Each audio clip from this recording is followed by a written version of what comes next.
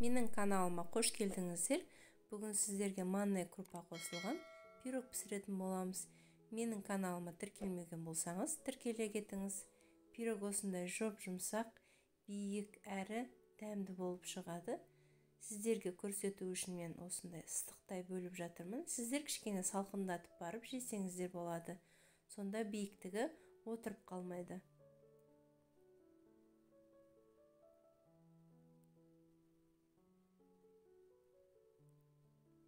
Алдымен бір жұмыртқамызға қантымызды қосып, жақсылап араластырамыз.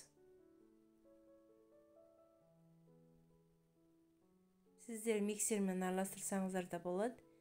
Мен мына жерде қолмен миксердің венчигімен араластырдым. Қантымыз еріп, әппақ болып көтерілу керек. Оның үстіне сұйық майымызды қосамыз. Тағы да жақсылап араластыратын боламыз.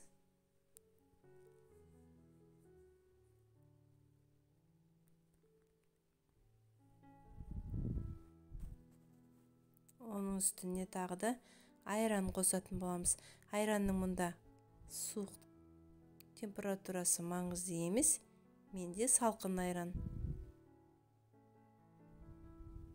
Тағы да жақсылап араластыратын боламыз.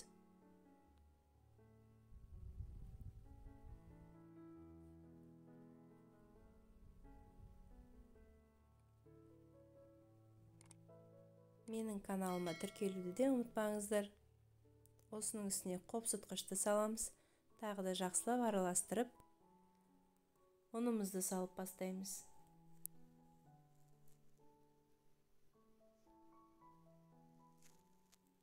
Ұнымызды 2-3 бөлікке бөліп салыңыздар. Барлығын бірден салуға болмайды. 2 бөліп салдым мен ұнды.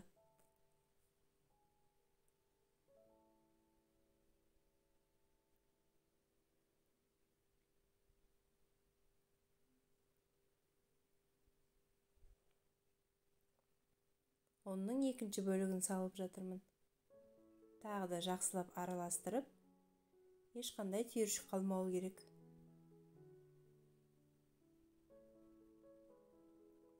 Осының үстіне енді манная крупаны салатын боламыз.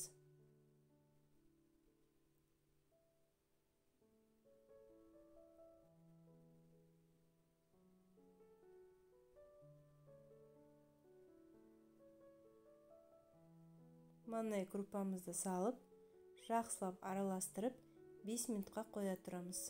Кішкене қоюлану керек. Осы уақытқа сіздер духовканы қыздырып қойсаңыздар болады 180 градусқа.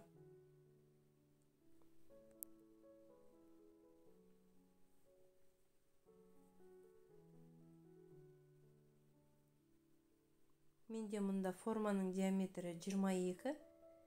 Сіздер 20-18 диаметрлік формада пісірсеңіздер де болады. Менде мына жерде торт жинайтын кольцо 22-лік диаметрге қойып, астына фольга төсеп, форма жасадым.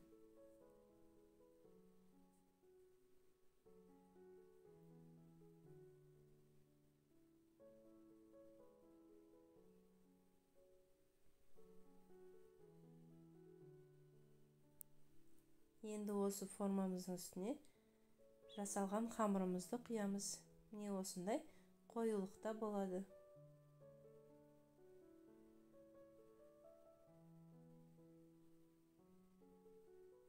Міне формамызға құйып, 180-200 градуста пісіріп аламыз.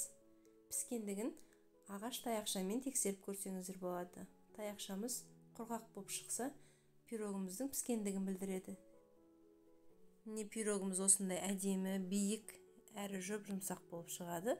Сіздер де жасап көріңіздер, отбасыларыңызға ұнайды деген сенімдемін. Видеоның соңына дейін тамашалағандарыңызға рахмет. Сіздермен болған мен Жұлдыз. Сау болыңыздар.